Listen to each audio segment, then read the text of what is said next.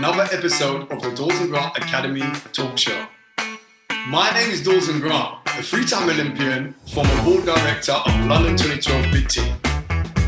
Each week, me and my guests explore the mindset, determination, and focus it takes to become an elite. Gain the insight to the world of sports, film, and more.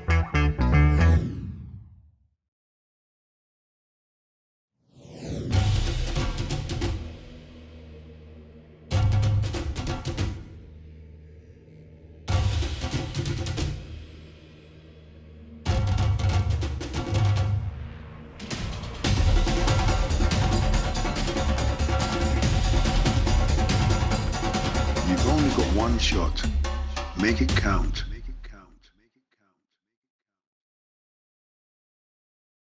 Well, welcome to another episode of the Dalton Grant Academy talk show. And have I got a treat for you? This young lady is a presenter on BBC. She won numerous number of medals for GB, also winning a silver medal in the Olympics in the 1980 Games. None other than the gorgeous Sharron Davies. Welcome to the show. Hello, how are you? I'm fine. Thank you for accepting my invitation, Sharron. It's nice to see you, Dalton. We go back a long way. Very long. I'm teammates. Way too long, to be honest with you, but there you go. That's time. It just marches on. Anyway, let's go straight into the show. Let's go back to your youth. Was you up and coming, inspiring swimmer to be, or gymnast, or even a high jumper? Because you always had the long legs. Yeah, I wasn't really. Do you know what? I haven't got long legs. I've got a long body. So you know what track and field's like. We've all got our different shape, haven't we? In swimmers, we're long-bodied. We have long arms, so long levers, and big paddles. Sounds terribly unattractive, but it works. That's the shape we need to be. And obviously for you guys as high jumpers, you needed to be incredibly slight with very, very long legs. And track athletes on the whole have long legs and shorter bodies. And it's really interesting because one of my favourite things is the dining hall at the Olympic Games. When you watch everybody come in and try and work out what sport they do and then what country they come from, it's just a fascinating place to kill a few hours when you're waiting to race. But anyway, you was a goddess when it came to, you was a model in the swimming pool. The only thing missing that the bottom of the pool should have been red. Oh, gosh, look at you. Do you know, so not true, because I was like 13 and some scrawny, buck teeth, spotty, short-haired, chlorinated smelling child. That was me. Really? Oh, wow. Because I went to my first games when I was 13, and I was always really tall, so I guess I was 5'7", 5'8" even then. But I did what every youngster does, really, and tried lots of different things. I did ballet and rode ponies and loads of sport at school. And then swimming just took over. And by the time I was 11, I was doing junior internationals. And then obviously 13 was my first Olympic Games. And, I did 80, which was where I won my medal. And then because sport was changing such a lot, it was going from being amateur to professional. It was still, the work we were doing was still the same, but finance and support was coming in and trust funds, which swimming didn't have and track and field did, which was really frustrating for me. So Steve were racing every weekend, but I couldn't earn any money at all. So I left the sport for 8 years and then I came back and competed in 92. So I did the Commonwealth Games, which is where we met, and obviously the Olympics in Barcelona. So my first games were at 13 and my last games were at 30. And Tokyo would be Olympics number 12 for me. So it's been a long journey, but a wonderful one. So going back when you said, when you was in your youth, what inspired you then really? Was it your family? What inspired you? Did you have the support that you needed from your family? Yeah, absolutely. I mean, I think all of us, are very reliant on family to ferry us around and pay for kits and take us to competitions. And I had a very supportive family. We didn't really have any summer holidays from when I was about 10 or 11 because all of that available cash was being spent on me. So younger twin brothers, made huge sacrifices that they weren't even really aware of, I suppose, at the time.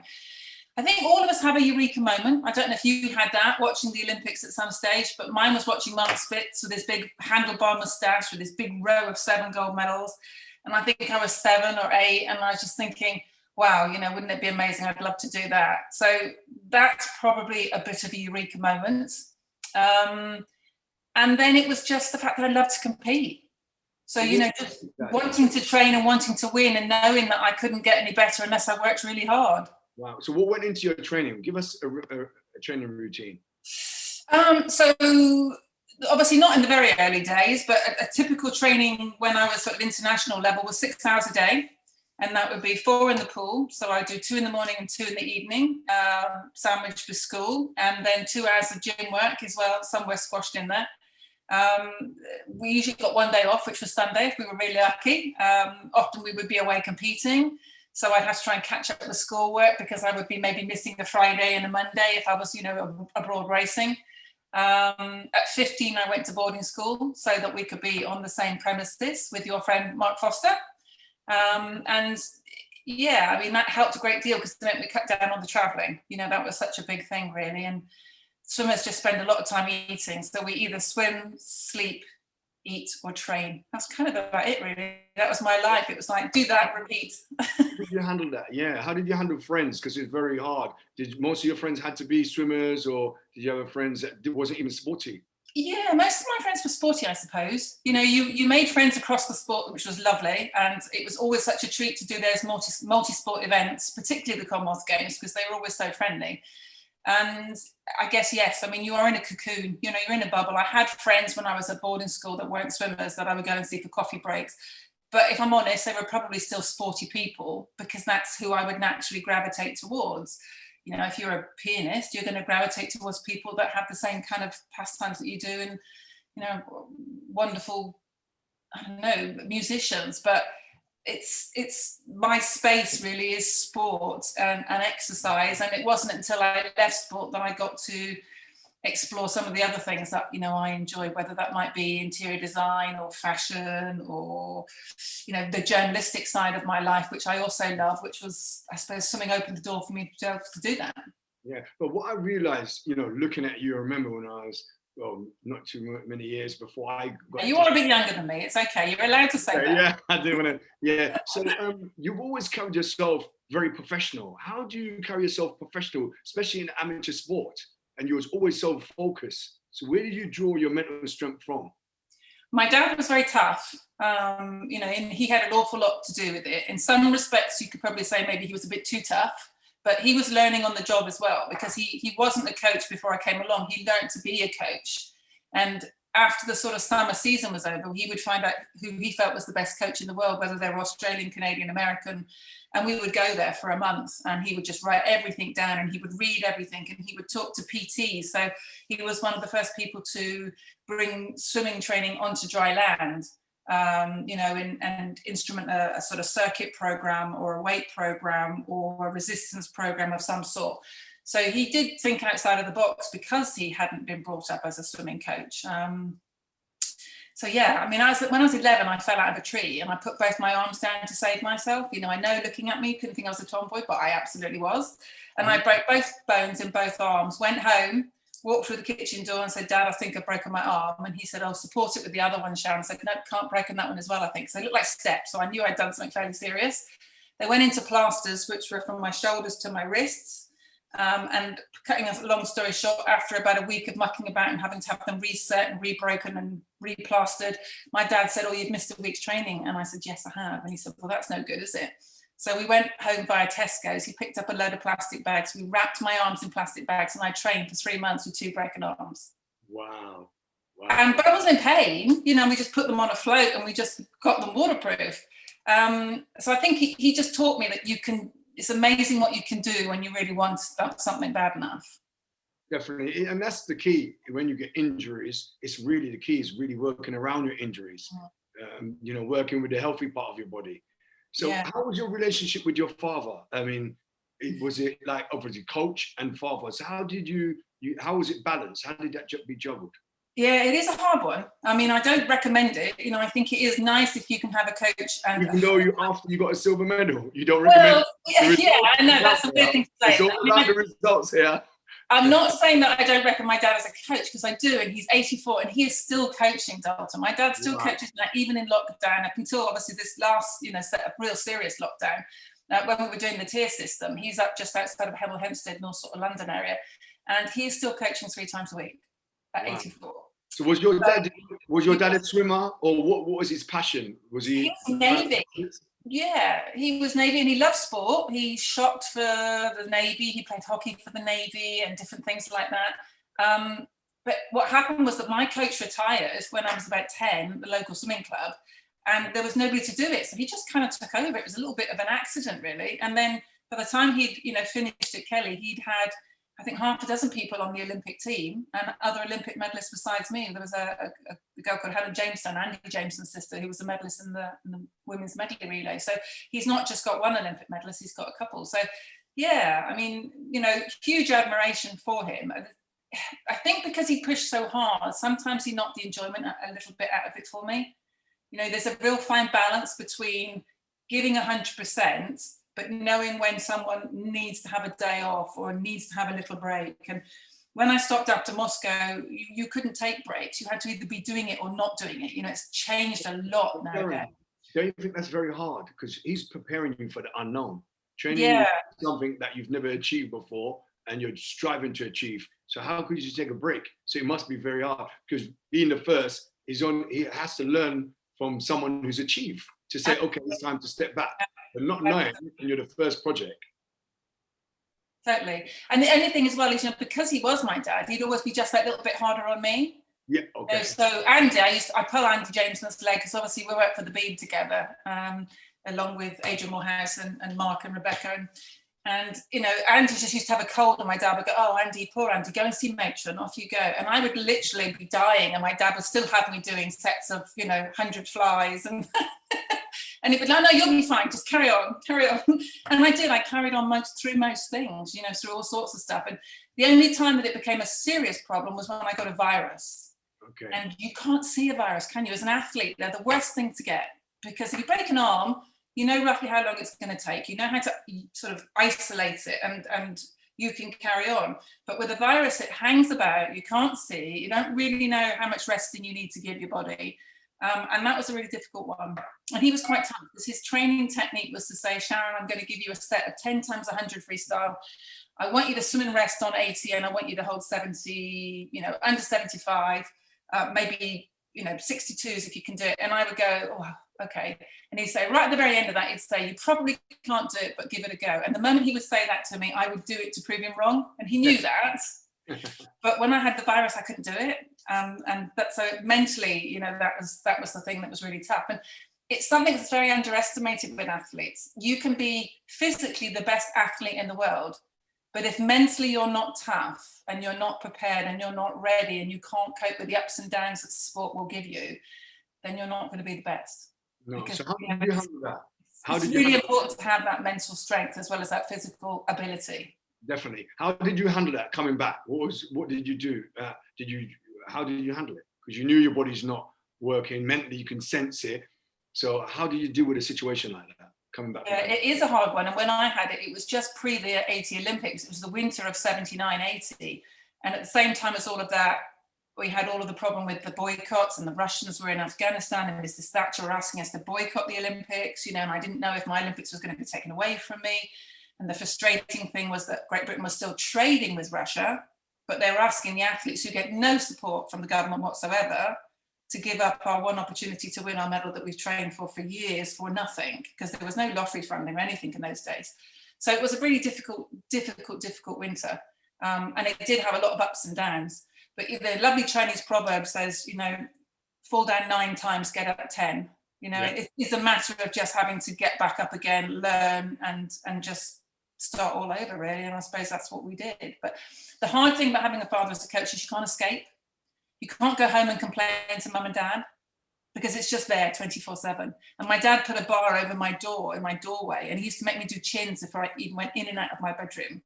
So I couldn't even escape that, because he was there watching me. So yeah, that was tough.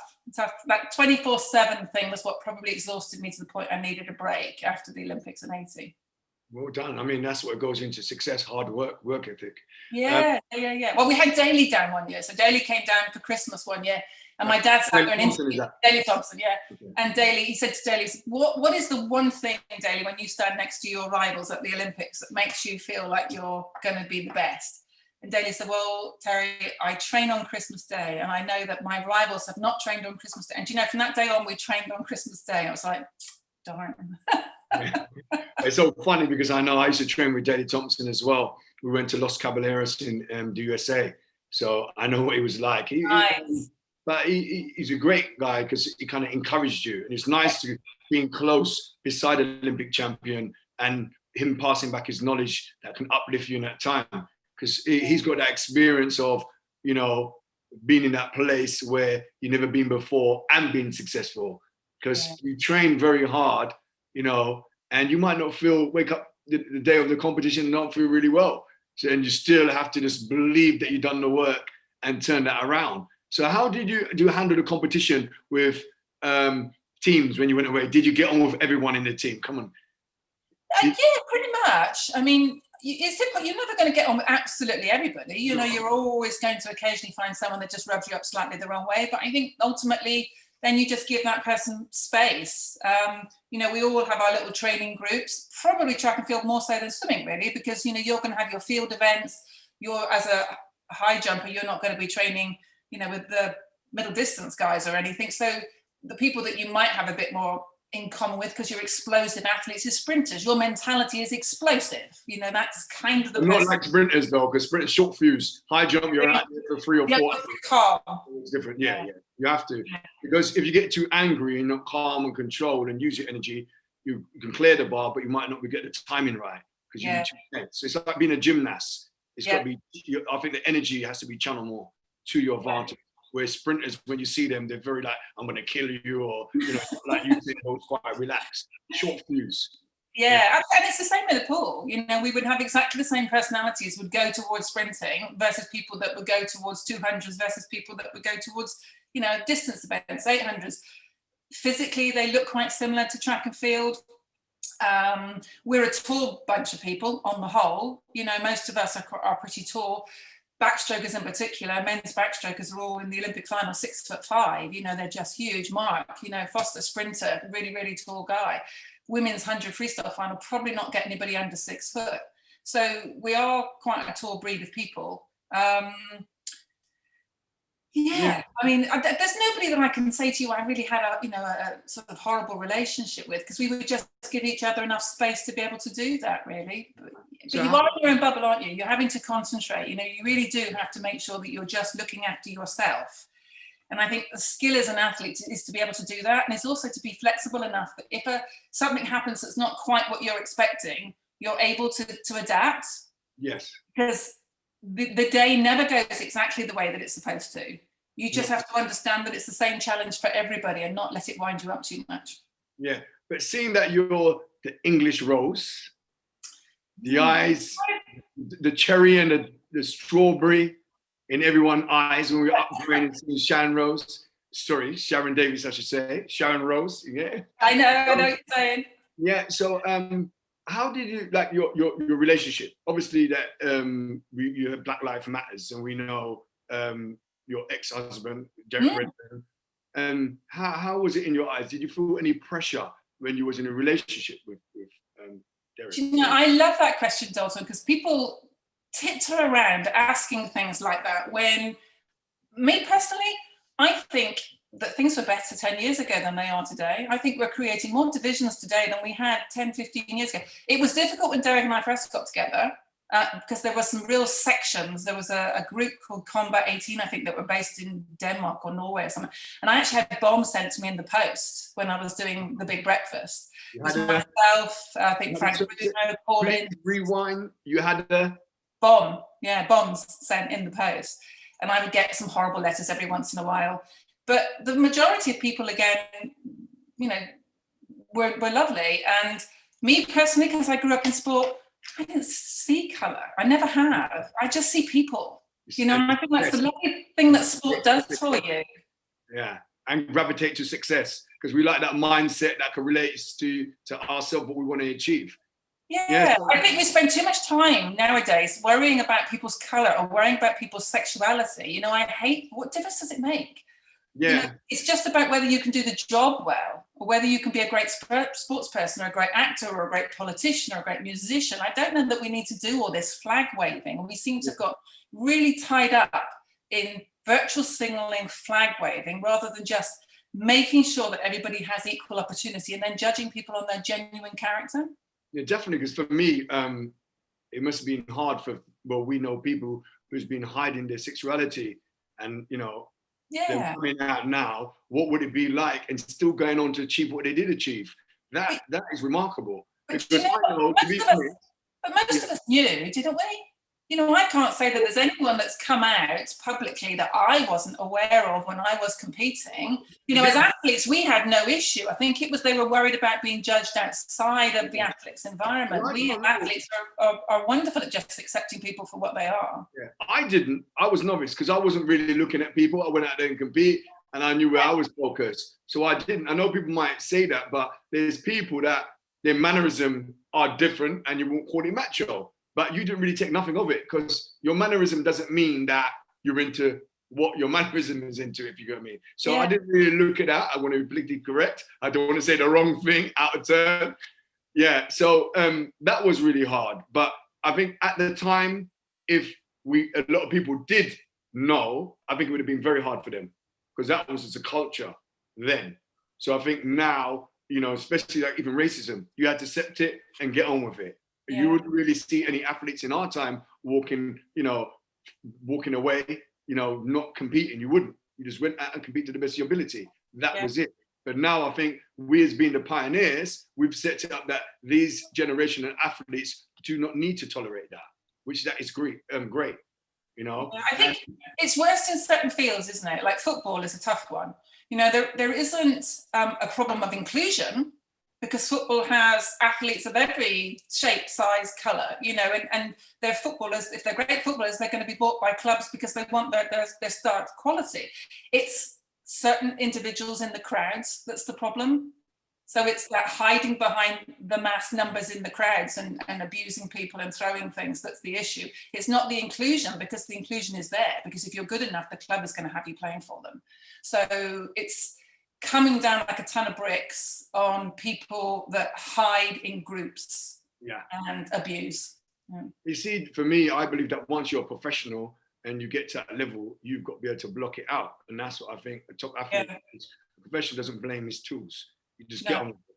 And I agree with you 100%, because I think that they're using that as a way of trying to put people off, as much as anything.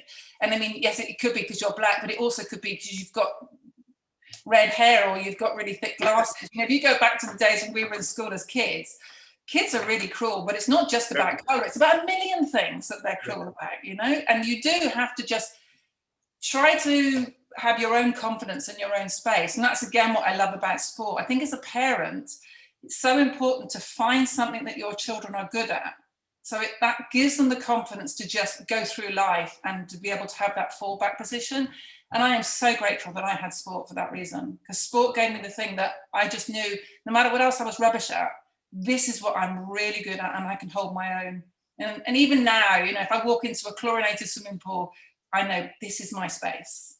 Yeah. And every kid needs that. They need their thing that they can shine at.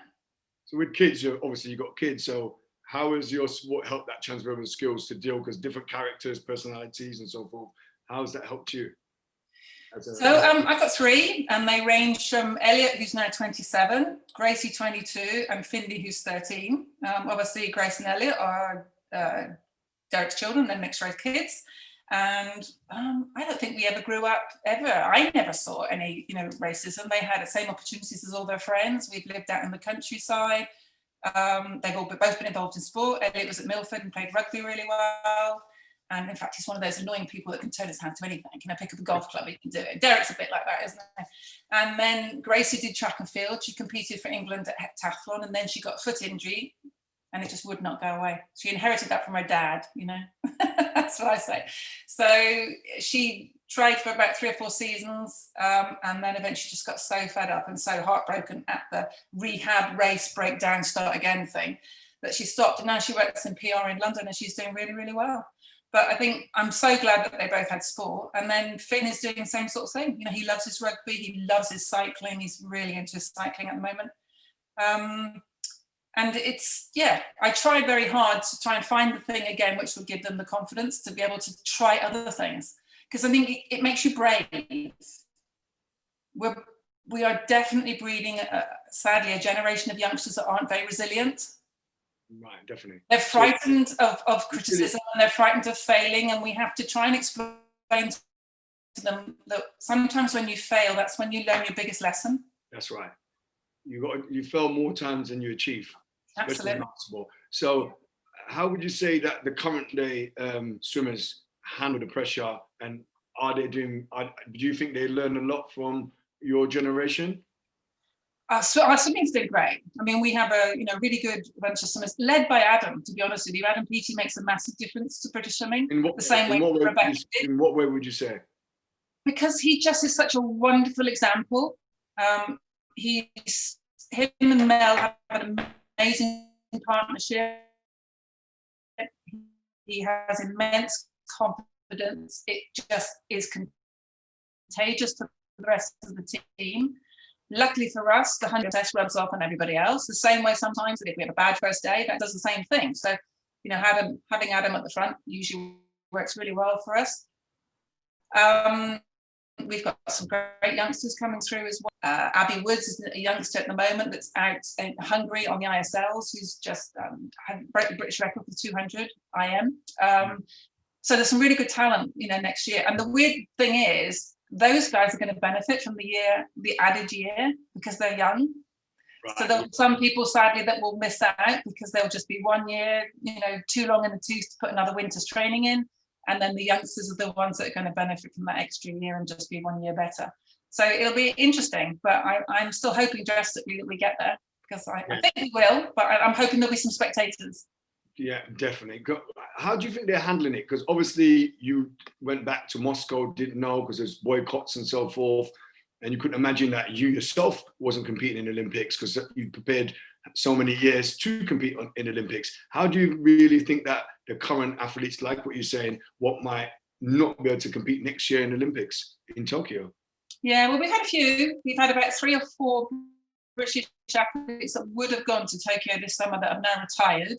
So they have made the call that they can't put another winter in. We have got all our elite athletes have got the pools open. So our university system, like Loughborough, Bath, Stirling, I think Cardiff, Welsh facilities as well, we've got them open. So our elite athletes are being able to train 50 metres. They've obviously got very strict rules in place and they're being tested regularly. We've got ISL, International Swimming League, which is happening at the moment in Hungary, which has been an intense period where 600 of the world's best swimmers have been looked after and they're training, racing, checked out, getting a little bit of competition in, because it's been really difficult for us to get any form of competition in an enclosed environment like a swimming pool. But we are struggling because 25% of British pools didn't open after lockdown was closed. And in fact, they're not even sure they're going to reopen at all. And it's really important that youngsters can swim because it's a life-saving skill and it's a sport that people can do forever and ever. Whether you're pregnant, ill, disabled, arthritis, it's a sport which will last your lifetime. Yeah, definitely. So I've seen you've been doing some preparation, thinking outside the box recently. So how did you come up with that? Well, I had a couple of little ideas. So one is that I want to do, which is how we got chatting again. I want to do a book with recipes from all my friends from all different walks of life, but predominantly, I suppose, from sport. And in that, I also want them to give me a tip on exercise and a tip on diet. So I thought this is a project I can do in lockdown whilst we're just using mainly electronic gadgets. And then I've also want to put a sort of fitness club online where people can go and do workouts. I was talking to Joe Wicks yesterday on his 24-hour thing on Jeremy Vine, and he's had an amazing impact, obviously, on young people this year. But there's a whole group of people that haven't exercised before that I think still are worried about what they can and can't do. So I'd like to be able to do something for them online as well. Oh, brilliant. So life after sport, you've been doing marvelous. And we always regularly see you on TV for working for the BBC at the major championships.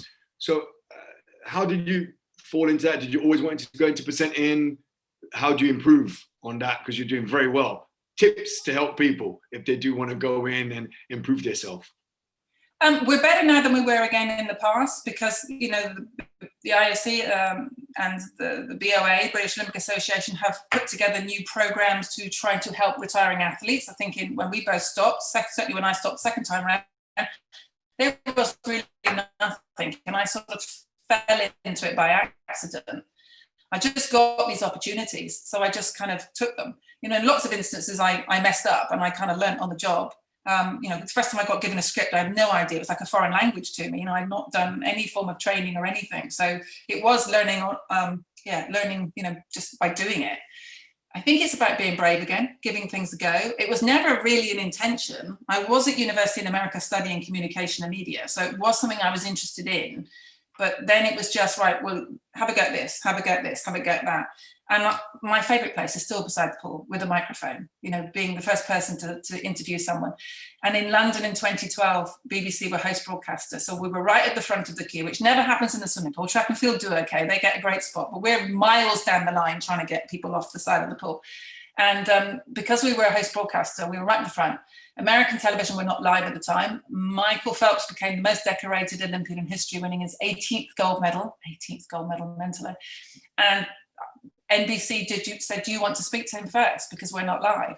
So I got to speak to him as the very first person in the world to ask him how he felt about being the most decorated Olympian in history. And I felt like my whole life had done this massive circle at that moment, you know, having watched Mark Spitz and his 7 gold medals. So that will always be very, very special. And getting to hug Becky when she wins her Olympic gold medal and, you know, and all the emotion comes out, it's a real privilege to be there. So it's still my absolute favourite job. You even get flashbacks on yourself, though, with what you went through then. Yeah. And I think that's what's lovely, you know, having people involved in the presenting who have done it themselves. I remember Denise jumping up and down, you know, I think was it when it was Mo won? I can't remember, but obviously just going crazy. And the camera is on her because people can just see how excited she is for Mo. Yeah. We genuinely want our British athletes to win medals. And, you know, we know how hard they work. We know that they're not there for the glory. They're there just purely because they want to win and pay back their families and their coaches and you know, represent their country. So, yeah, it's still my first passion, absolutely, without doubt. And that will never change, I don't think. But I think we need to do what Adam's doing as well in athletics term, because some of our great competitors are not coaches. So you can have the great training program, but if you don't have that mindset and that determination to handle pressure, then it's very hard. So the athlete can get to that next level, but that little bit what you need, that little extra, you have to get that from someone who's got that drive. You know, yeah. I mean, you've had amazing athletes, you know, like Mo. But I mean, Mo is an amazing athlete, but I've never seen Mo as terribly generous with regards to the rest of the team. He's always someone that's very personal. It's his journey. Whereas someone like Dina, I think Dina is a much more generous. She sort of pulls the team with her, and Jess pulls the team with her, like, you know. To be honest, Lord Cole. Need I say, he wasn't like that. He used to always, no, absolutely, and it's not a right or a wrong thing. It's just the way that you are. Yeah. Daley Thompson was hanging around in the village, was playing cards. But I wouldn't look at Lord Cole in a different way, because if that's what it needs for you to break the world record and become the Olympic champion, it's down to you. Because absolutely. I believe that the country should be honoured to have that talent that someone can, you know, fly the flag for the country. And it's not a criticism of Mo; it's just how Mo is. Whereas with Dina, or with say Jess, or with Daley, you know, you had an athlete there that was very much a team member, so that rubbed off. But if someone is a real individual and they keep themselves to themselves, like Mo, like Seb did with his dad, you know, Peter, then that doesn't quite have the same magnetic effect. No, it doesn't. So you're right, and that's what we have with Adam. You know, he brings the team with him, which is really great. But that's why I think it's hard for when people's in that position to be creative. If you're not a creative person, you're not a people person, how do you speak? Yeah. But, you know, let's wait. Time would tell anyway. Absolutely. But I'd like to ask you a question, final question. If you had one wish, what would your wish be? Oh, my gosh.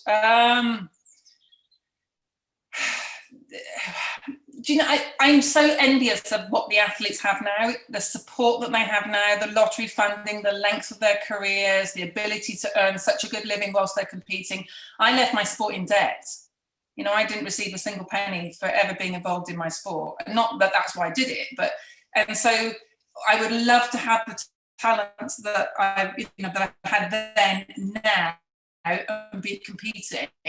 And I suppose if I could magically have got rid of the East Germans, that would have been lovely, because all of my medals were silver and bronzes behind East Germans. So I'd have been European champion at 14, Olympic champion, and, you know, they'd all be a different colour apart from my Commonwealth ones, which were gold. So that was my nemesis, really. So I'm being greedy. I'd have two wishes. One is to get rid of the East Germans, and the other one would be to do it all over I like again. the way you've done that. You took an extra wish from my wish. Well done. But I'd like to say you're doing a great job, because sometimes people achieve everything what they want in life and not really happy. But it's nice to see that you're very happy, comfortable within yourself, you know, and you're still giving back through the thing that you love, and you're there. So carry on inspiring people and doing a great job. And I'd like to say, from the bottom of my heart, Sharron Davies, thank you. Oh, thank you, Dalton. You're welcome. You've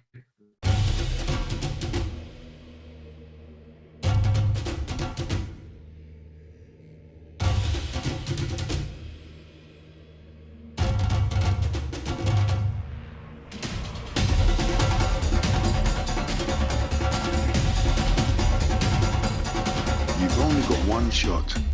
Make it count.